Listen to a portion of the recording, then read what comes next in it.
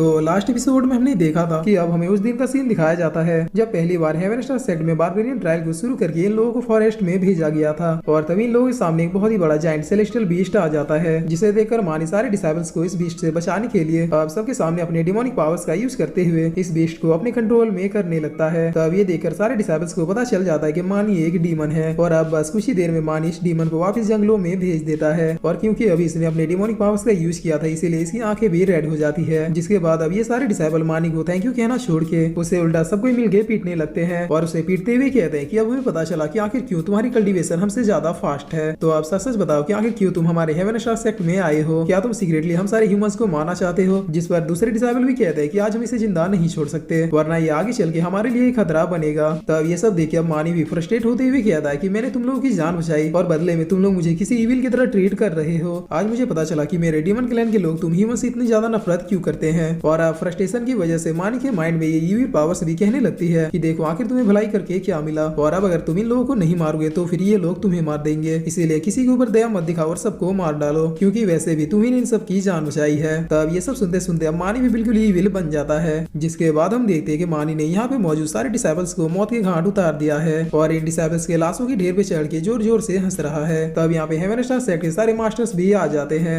जो इस भयानक नजारे को देखते हुए कहते हैं कि मानी ये तुमने क्या किया। जिस पर मानी हंसते हुए कहता है कि अच्छा तो आप लोग भी आ गए और अब आप लोग जरूर इस गलती के लिए मुझे मौत की पनिशमेंट देंगे। तो ठीक है, आइए फिर आप लोगों को जो भी करना है वो कर लीजिए, क्योंकि मैं ये बहुत ही अच्छे से जानता हूँ कि एक डीमन होने की वजह से आप लोग मुझे शुरू से ही पसंद नहीं करते थे, इसीलिए चलिए अब बिना कोई देरी किए मुझे मार दीजिए। तब ये सुन के बाकी के एल्डर इस मास्टर से पूछते हैं कि बताइए क्या करना है। जिस पर ये मास्टर कहते हैं कि इसके साथ जो भी हुआ वो गलत हुआ, लेकिन इसने भी सारे डिसाइबल्स को मार के बहुत ही बड़ी गलती की है, इसीलिए इसे भी अब इस गलती के लिए मरना ही होगा। और इतना कहकर ये मास्टर मानी को मारने का ऑर्डर दे देते हैं, जिसके बाद वापिस से कहानी प्रेजेंट में चली आती है, जहाँ पर सारे डिसाइबल्स को मानी के बारे में सुन के बहुत ही ज्यादा बुरा लग रहा था। और अब ये लेडी कहती है कि अब तो तुम लोग ये समझ ही गए होगे कि आखिर क्यों मैं हेवन स्टार सेक्ट को डिस्ट्रॉय करना चाहती हूँ। मेरे भाई ने हमेशा इस सेक्ट के बारे में अच्छा सोचा और यहाँ तक कि इस सेक्ट के लोगों को भी बचाने के लिए उसने अपनी ट्रू आइडेंटिटी को भी रिवील कर दिया, लेकिन इन सब के बावजूद तुम ह्यूमंस ने उसे क्या दिया? सिर्फ मौत, वो भी उस गलती के लिए जिसका वो हकदार भी नहीं था। और इतना क्या कि ये लेडी अब अपने भाई के मार्शल सोल को बाहर निकाल लेती है, जिसका यूज करते हुए वो सारे डिसाइबल्स की बॉडी से उनके ब्लड, बोन और मार्शल स्पिरिट को सप्रेस करने की कोशिश करने लगती है। तब ये देखकर जी कहता है कि आखिर मुझे ये क्या हो रहा है, ऐसा लग रहा है कि जैसे कोई मेरी बॉडी के बोन्स को क्रश कर रहा है। और अब ये बीस्ट भी इन लोगों की तरफ ही बढ़ने लगते हैं, जिसे देखकर मोना सुनो अब हंसते हुए कहती है कि फाइनली इन लोगों के खत्म होते ही मेरे भाई का रिवेंज पूरी तरीके से कंप्लीट हो जाएगा। तब इधर मोला इस प्रेशर के कारण चिल्लाते हुए कहता है कि अरे भाई कोई तो बचा लो। जिस पर जी कहता है कि इसकी पावर लगभग मास्टर के लेवल की है, इसीलिए हम में से कोई भी इसके इस अटैक को डॉच नहीं कर सकता। तब ये सब देखिए नियो इस लेडी को रोकने के लिए आगे बढ़ने लगता है, लेकिन मिस वॉन और मिस यू इसे रोकते हुए कहते हैं कि तुमने ऑलरेडी अपने सारे मास्टर सोल के पावर्स को यूज कर लिया है, इसलिए अब अगर तुम उसके सामने भी गए तो वो अपने पावर से तुम्हें कुछ ही देर में खत्म कर देगी। तब नियो अपने मन में कहता है कि शॉपिंग क्या तुम मुझे सुन सकते हो, मुझे एक फाइनल और सबसे पावरफुल अटैक करना है। जिस पर तभी यू नियो से कहती है कि जरा वहाँ पे देखो। तब नियो भी आसमान की ओर देखते हुए कहता है कि क्या वो कोई ड्रैगन है। और अब हम देखते हैं कि आसमान की तरफ से बहुत सारे ड्रैगन आने लगते हैं और इसके साथ ही एक आवाज कह रही होती है कि मोना सुनो दूसरों को हट करना बंद करो। तब इन ड्रैगन्स को देखते ही मोना सुनो कहती है कि आखिर लोगों ने मुझे कैसे ढूंढा। जिस पर अब ये सारे ड्रैगन नीचे आ जाते हैं और अब इनमें बैठा ये आदमी कहता है कि मोना सुनो तुमने डीमन पावर्स का गलत यूज किया है, इसीलिए यहाँ पे डीमन क्वीन हाइसा यहाँ पे तुम्हें और तुम्हारे सारे पावर्स को लेने आई है। तब इस डीमन क्वीन को देखते हुए मोलो कहता है कि ये तो साक्षात डीमन की शकल में गॉड है।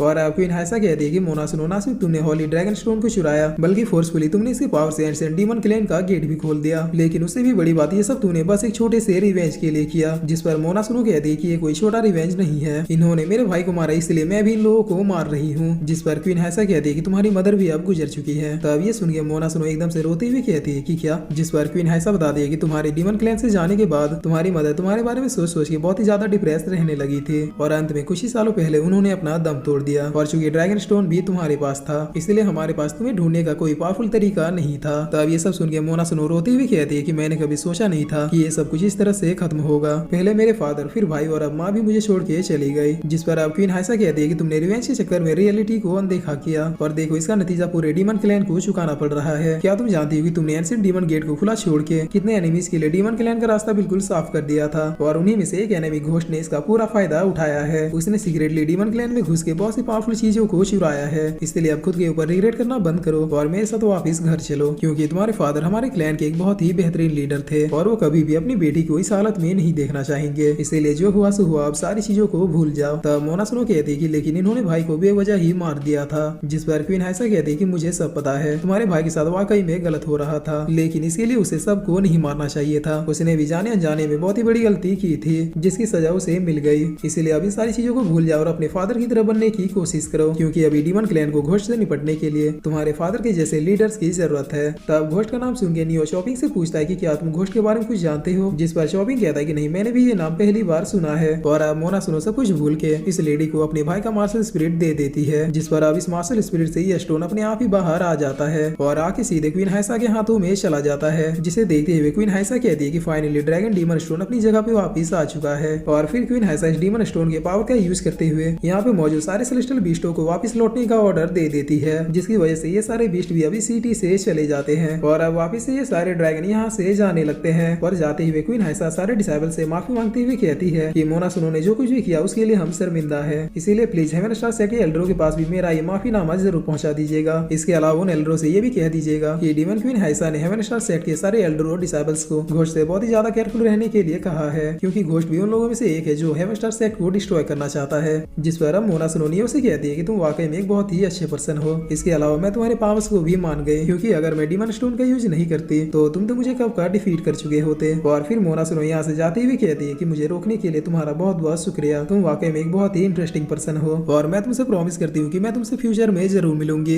जिसके बाद अब सीन चेंज होता है और हमें 3 दिनों के बाद का सीन दिखाया जाता है, जहाँ पर नियो अपने सेट मास्टर से मिलने जा रहा था और यहाँ पे पहुंच के वो मास्टर के सामने ग्रीट करता है। तब मास्टर कहता है कि पिछले कुछ दिनों में हेवन स्टार सेट में जो कुछ भी हुआ उसे तुमने अपनी आंखों से देखा और उसे फेस भी कर लिया है, लेकिन क्या तुम्हें ये बात पता है कि हेवन स्टार सेट से तुम्हारे सीनियर यूतेन और एक ओल्ड मास्टर गायब हैं। जिस पर नियो कहता है कि मास्टर मुझे इसके बारे में पता है, तो क्या आप मुझे इसके बारे में कुछ और बताना चाहते हैं। तब मास्टर कहते हैं कि नियो मैं चाहता हूँ कि तुम कल सवेरे माउंटेन के नीचे जाओ। जिस पर नियो इतना सुनते ही घुटनों पर बैठते हुए कहता है कि मास्टर आखिर मुझसे क्या गलती हो गई जो आप मुझे इस सेट से निकाल के डाउन हिल की ओर भेज रहे हैं। तब मास्टर नियो को उठाते हुए कहता है कि पागल, मैं भला तुम्हें इस सेट से कैसे निकाल सकता हूँ, तुमने ही तो हेवन स्टार सेट और उसके डिसाइपल्स को बचाया है। मेरा कहने का मतलब ये था कि यूतेन और ओल्ड मास्टर के गायब होने के पीछे मुझे कहीं न कहीं इसकी वजह घोस्ट और उसके लोग लग रहे हैं। उन्होंने शायद उस दिन का फायदा उठा के उन दोनों को किडनैप कर लिया है। जिस पर नियो पूछता है कि आगे सीनियर ब्रदर को किडनैप करके उन्हें क्या मिलेगा, वो तो बस यून हॉल के इंचार्ज है। तब मास्टर कहता है कि नियो मुझे तुम पर भरोसा है, इसलिए मैं तुम्हें ये बता रहा हूँ। दरअसल यूतेन कोई मामूली पर्सन नहीं है, उसका रियल नेम चैन यूतेन है, जो स्काई कॉन्टिनेंट की फर्स्ट टॉप 10 फ्यूरियस और पावरफुल फैमिलीज में से एक रॉयल चैन फैमिली का वंशज है।